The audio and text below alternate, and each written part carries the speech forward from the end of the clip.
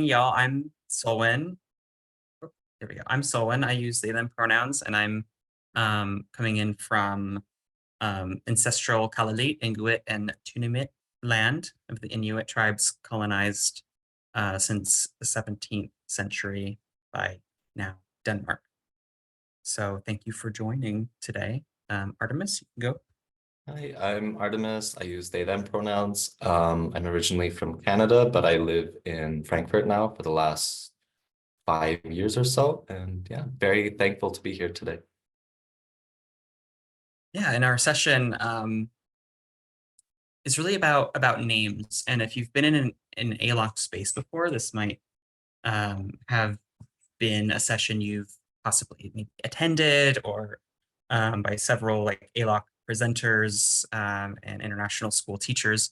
And that's really how this kind of idea came about, because Artemis and I were going to present something like we just were given we just were choosing any topic. But at the ALOC conference, Liz Cho, who is in a lot of ALOC spaces, she has presented a lot about names. And when I changed my name, she asked me, or she said, I would love to hear your name story at the ALOC conference. And it was in Hanoi a couple of months ago. And I kind of like dismissed it. I'm like, it's not that interesting. It's fine. And she was like, I still want to hear it. I still really want to hear it. And then it just got me thinking about why I chose my name Solwyn and how names are so powerful and so closely intertwined with identity. Because Liz shares a lot about that and what she presents in ALOC. And I messaged her afterwards and I was like, I'm sorry I dismissed you. There is actually meaning behind our names, especially as like queer people. And I presented this idea with Artemis, and they're like, "Yeah, let's do it." Do you want to add anything to that, I, Artemis, at all? I had a very similar reaction, and it was something that I had never really anticipated, is that when you choose your name and people ask why, I suddenly was like, oh, I need to have like a justification. Like I need to have a good reason for why I picked this name. And it felt very like personal. And so that was something when I was sharing with Solvin that we both were kind of relating to, is that you suddenly needed to have a story for your name, because generally we don't need to justify why your name is the way it is.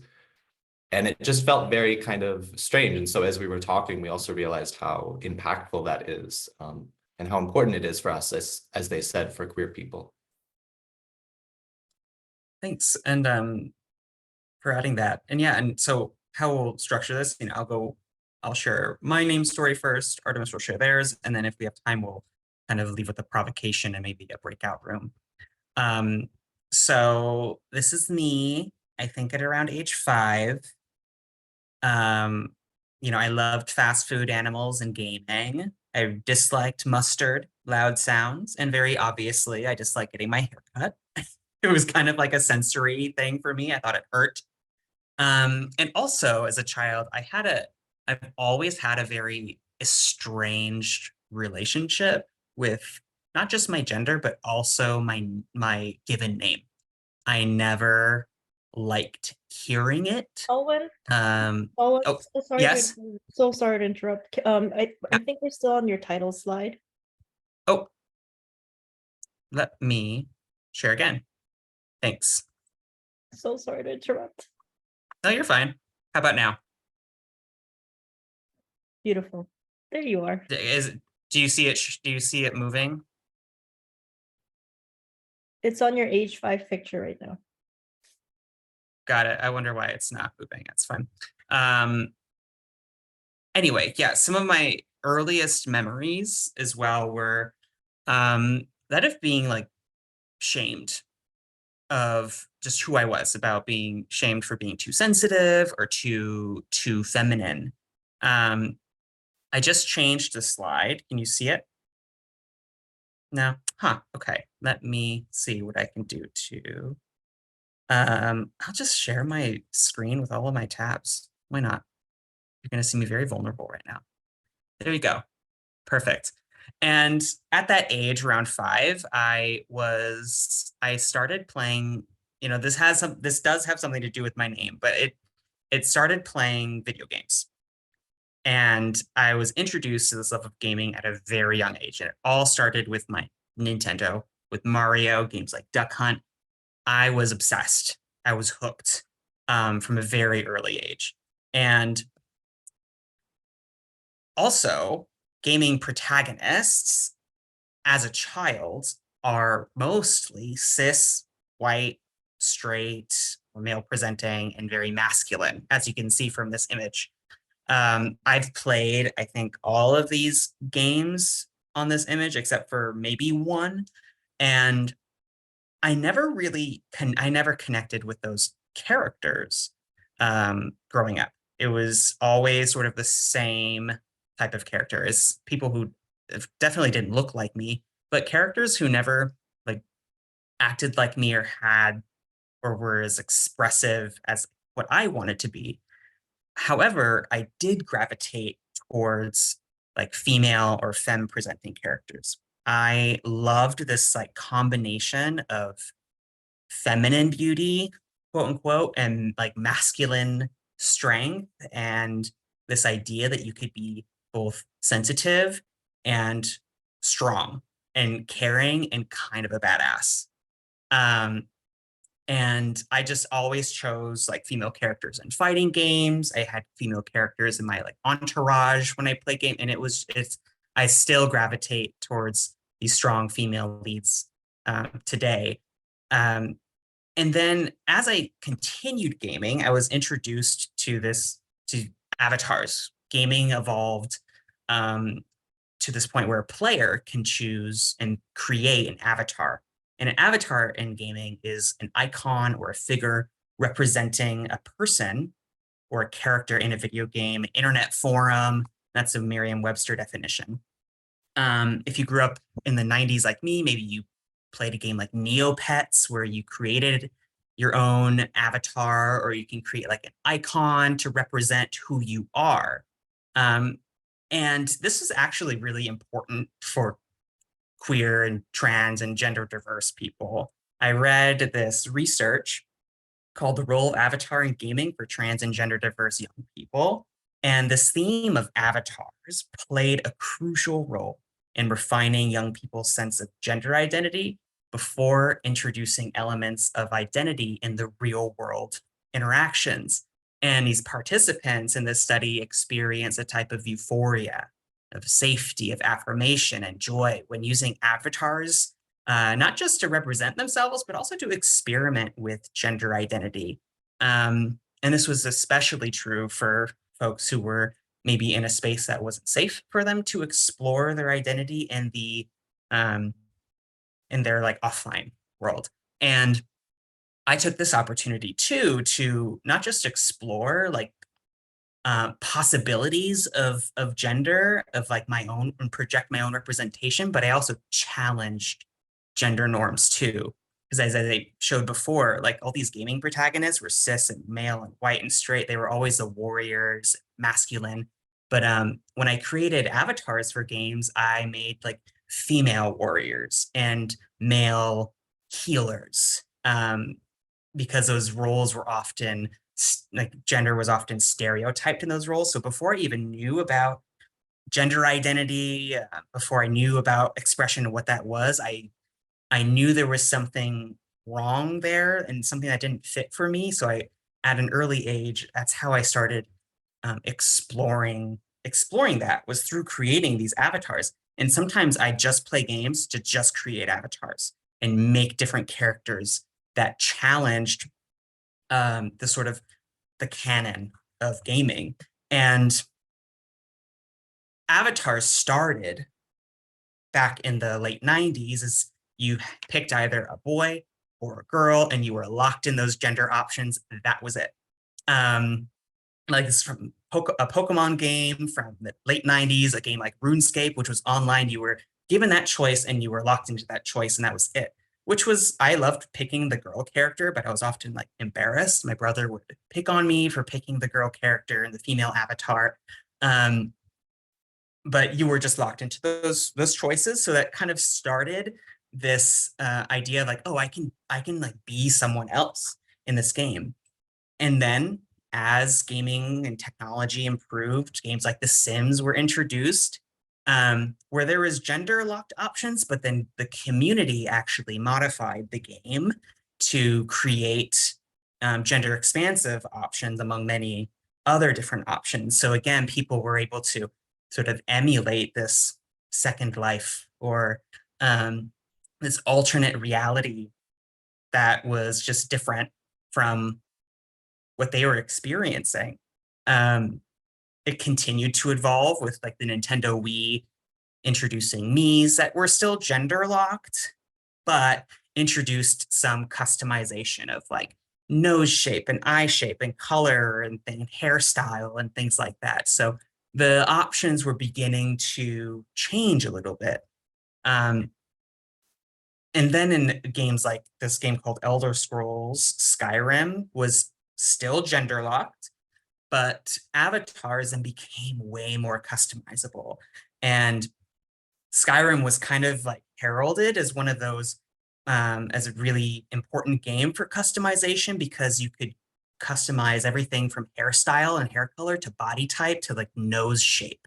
It became very specific. So now you could not just choose a gender, but you could also customize different body features that as a queer person matched what I wanted to project in the world, but or maybe experiment with different types of features that maybe I didn't have access to. It just gave me more options and it gave the player more options.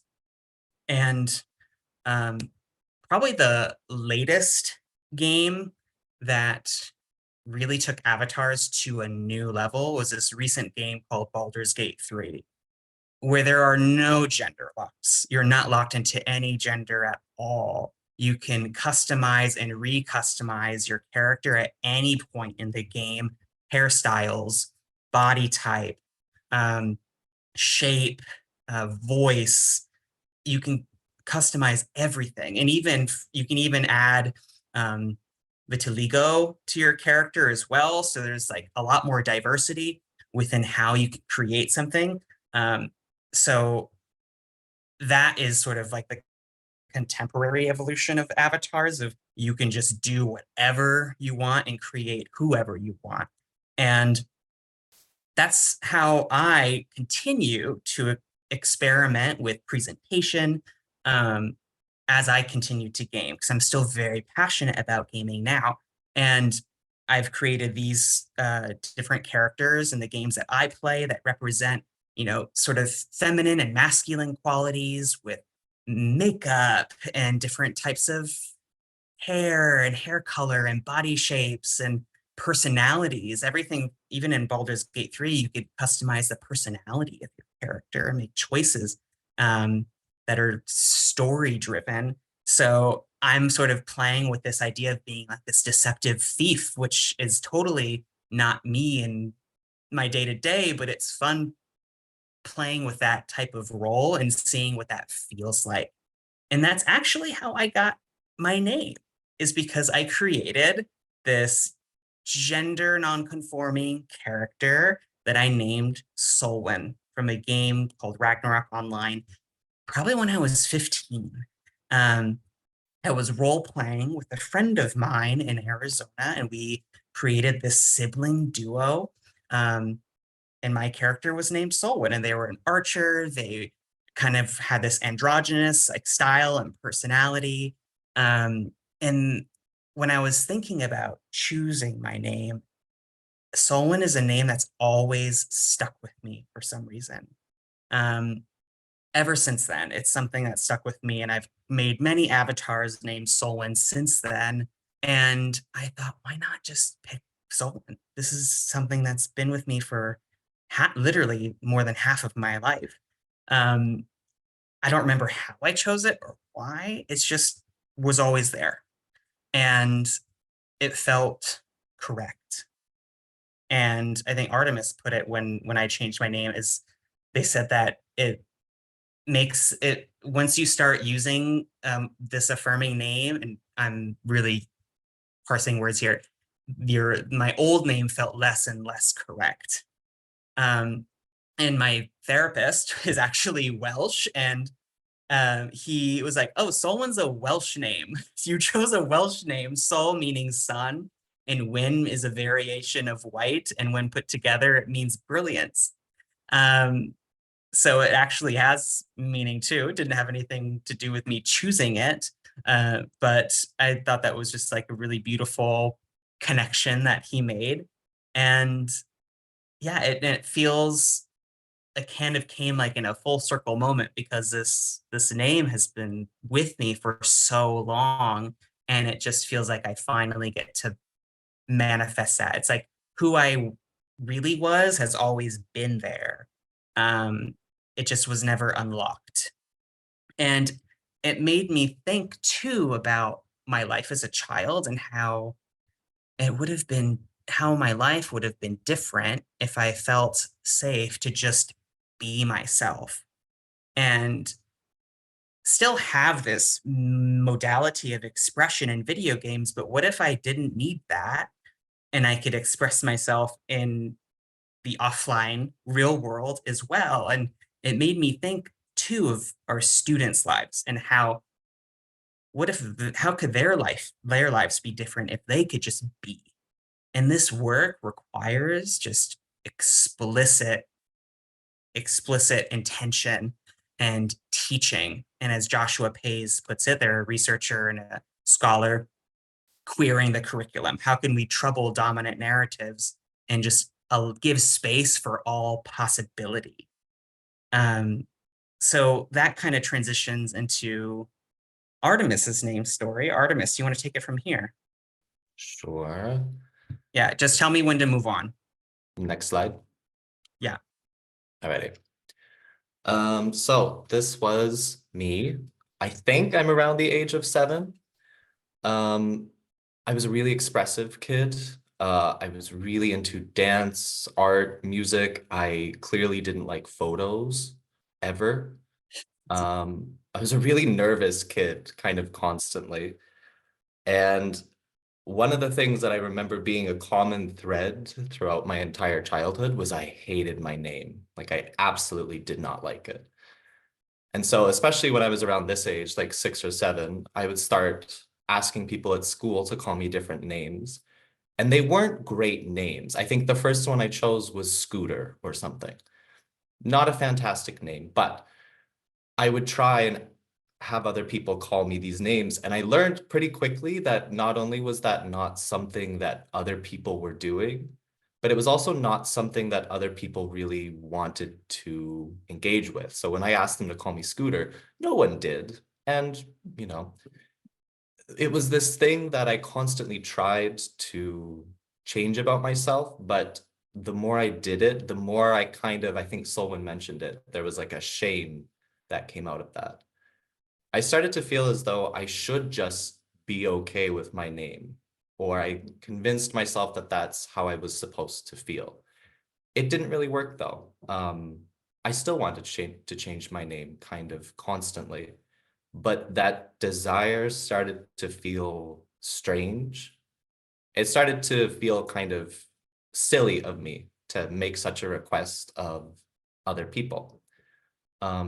When I was reflecting on that to prepare for this, I noticed a few different things about what my name meant for me, especially as a younger person. Could we go to the next slide?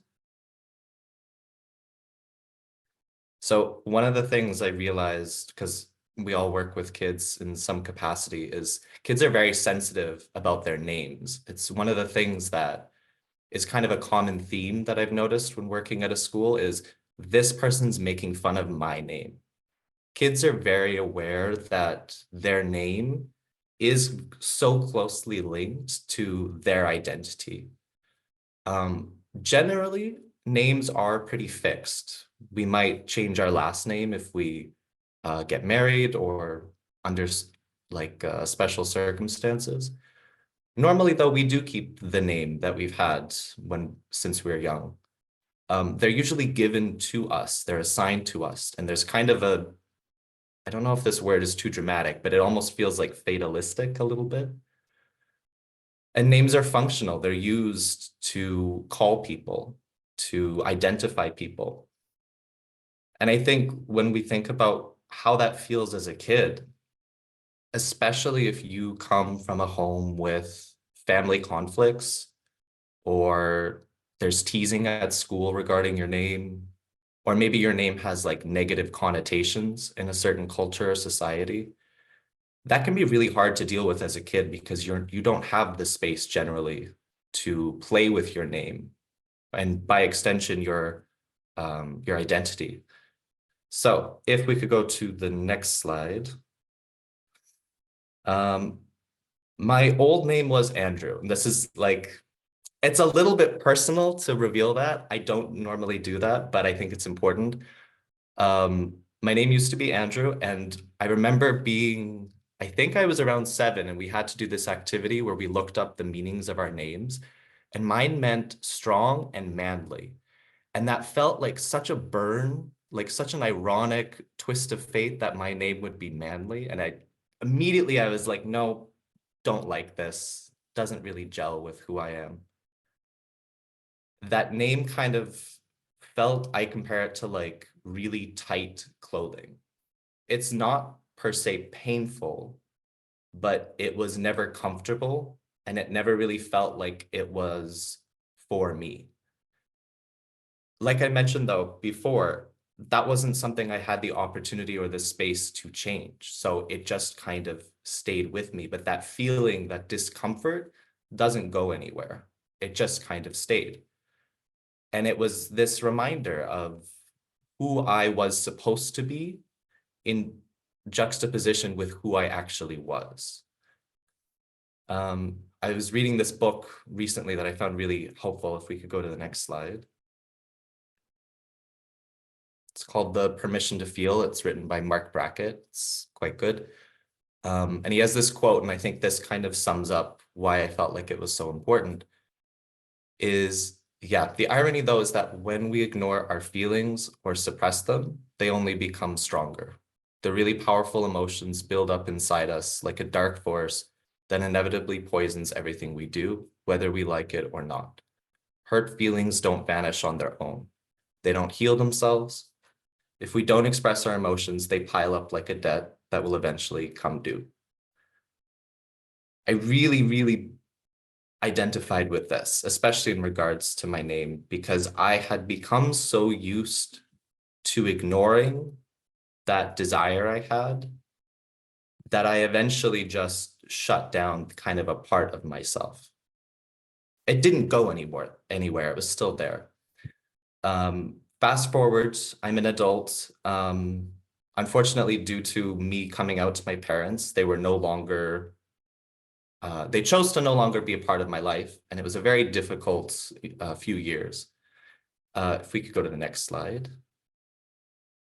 I was reading this book a few years after this happened. And it's an interesting book. I don't know if I'd say I'd recommend it, but it was interesting. It's called Artemis, the Indomitable Spirit in Every Woman. And it's written by this doctor. And she reimagines and reinterprets a lot of myths and legends with Artemis, but through a feminist lens. So she's taking these stories and, you know, adding in a lot of empowerment.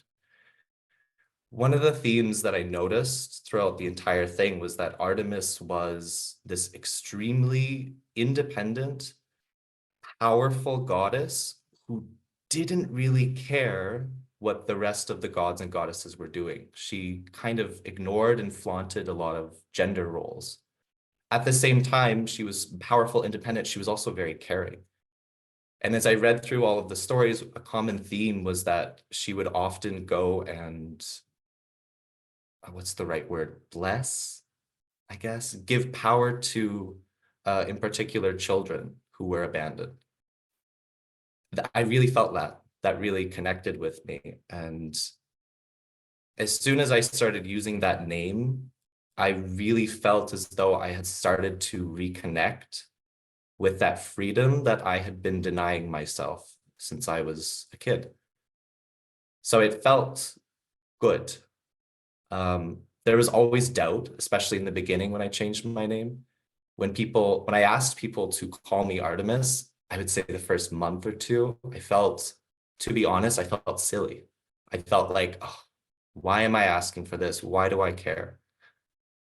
But looking back now, to be called my old name feels, like Solon said, strange. It feels wrong. And even if the name Artemis isn't the perfect name or the name that I stick with forever, I can at least say that this is my name. It feels right for me as I am now. There's also an appreciation and a connection I feel when people call me that name. I feel good, whereas the other name had all of this baggage attached to it. So to be free of that is very liberating and powerful. It creates this kind of question that I have though, because as lovely as this is for me, I ask myself, if I had a kid in my school who wanted to change their name, do I have the place? Do we have the school structure in order to do that? I actually did change my name while working at a school. And one of the first questions that kids often ask me was, can I change my name? To which I would say, yes, absolutely. If you'd like to, if you're serious about it, I am 100% happy to call you that. I think the first kid who really was like, I want to change my name. If you know the book Holes, we were reading that and he said, I would like my name to be Armpit. And I was like, oh crap, okay. Okay, this is gonna be a discussion later. It's fine, it's fine. But he really wanted to be called Armpit. And I was like, I will honor that. He came to me a week later. He was like, I don't need to be called Armpit anymore. And I was like, that's okay. That's fine. We tried it. But it made me happy that I was, first of all, terrified to tell them, but then it ended in such a way that I had kids feeling free enough to change their own name. And that was a good moment. That felt very special. So if we could go to the last slide. This is the question that I have now for all of us, and it's related to what Solon said. You know, what would my life have looked like if I had had the space to explore and become myself as a child? It's more than just the space, but do we give children the permission? Do we give them the encouragement? Do we give them also like the dignity to stand up and be themselves as they are in front of us? What would a class look like if children felt safe to explore their identities? What would it look like if we had an entire school where children were not only encouraged, but like I said, given the dignity to explore who they are? Because that might not be something they have at home. Yeah, that's my bit. Back to Solon. Thanks. Yeah. And when I told my students that I changed my name, they were like, you can do that? I was like, yeah, of course you can. You can do whatever. Whatever you want. It's like it's who you are. Like you can do whatever. So thanks for sharing that beautiful anecdote, Artemis. And before we break off into like breakout rooms to answer this, when Artemis was saying that they like tried different names when they were little, I think when we had first met, we talked about this, and I think at one point in our childhood, both of us wanted to be called Wolfgang. Yes. Like that was a name, and we're just like, oh my god. Wolfgang. I think I wanted to be Dante for a hot minute. Dante was also what? A lot of like Victorian. It was not a good time. No.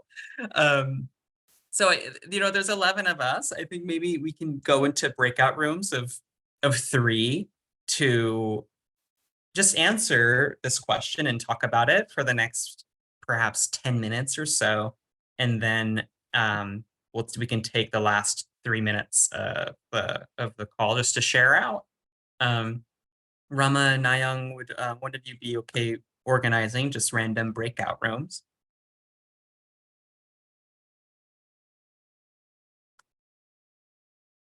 Actually, I can. I'm going to do that now. I'll create 3. Okay, I'll do that now. And yeah, just feel free to answer this question, and then we'll come back in about 10 minutes. Thanks for sharing, y'all, and engaging. We're at just a little over time, and I want to respect everybody's Saturdays. But before we close, is there anything anybody wants to share that they talked about?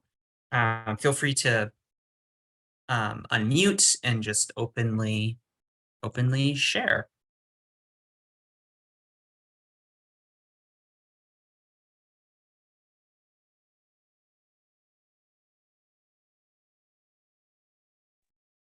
I would like to. So I recently played a video game called Starfield, and it was actually the first game I've ever played where you can create a character, and there was no first option to pick kind of you're a male, female, or not even I think it was just like body type. It was like, what kind of body type do you want? What do you want them to look like?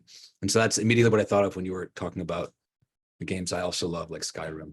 And I'm hoping that's the direction we're moving, right? Where it's just, what do you want to look like? And that's it. I think that'd be a great place to be. Yeah, and like even Baldur's Gate, it's like gender is an option and non-binary is an option. You can also choose pronouns, and the characters, which are fully voice acted, refer to my character as they, them, theirs. Some even like you can choose genitalia. Like it's not like there's no restrictions, and it's pretty incredible.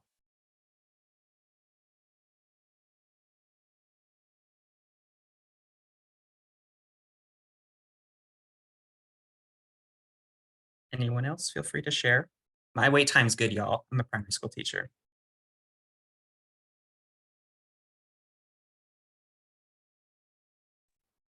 I just wanted to thank Artemis and Solon so much for sharing their stories, and also for ALUC for bringing these kinds of topics to teachers around the world, because it really is important. In our group, we talked about how we can, even at the primary level, and how we should, even at the primary level, be cognizant of name being so much our identity, and pronunciation, choosing a name, understanding our names, what background. Often students don't even know why they were given that name. And sometimes that's really important if they were given that name for a specific reason. So yeah, and just really appreciate all of the conversations that are so important for our students' sense of belonging and mental well-being. Thanks, Mom. That's my mother-in-law, y'all. Love you. All right. Well, thanks for sharing, y'all, and thank you for holding this space. And I really appreciate you coming and just being a part of this community. Artemis, was there anything else you wanted to say before we head out? No, just thank you very much for the opportunity. Thank you for listening. Yeah, I hope you have a wonderful Saturday. Just want to Thanks, say y'all. thank you Yeah, and again, Artemis and Solon. Thank you. It thanks, was Brahma, an honor. Nayang, and Kevin. Oh, Rama, you beat me to it. If you want the other meetings, please feel free to go to Linktree. And ALOC is turning 7 within a week, and we have a special announcement coming up, so stay tuned. Thank you so much for being here, everybody. Have a good rest of the weekend. Thank Thanks, you. y'all. Thank you, Bye. Solon. Thank you, Bye, Artemis. thank you.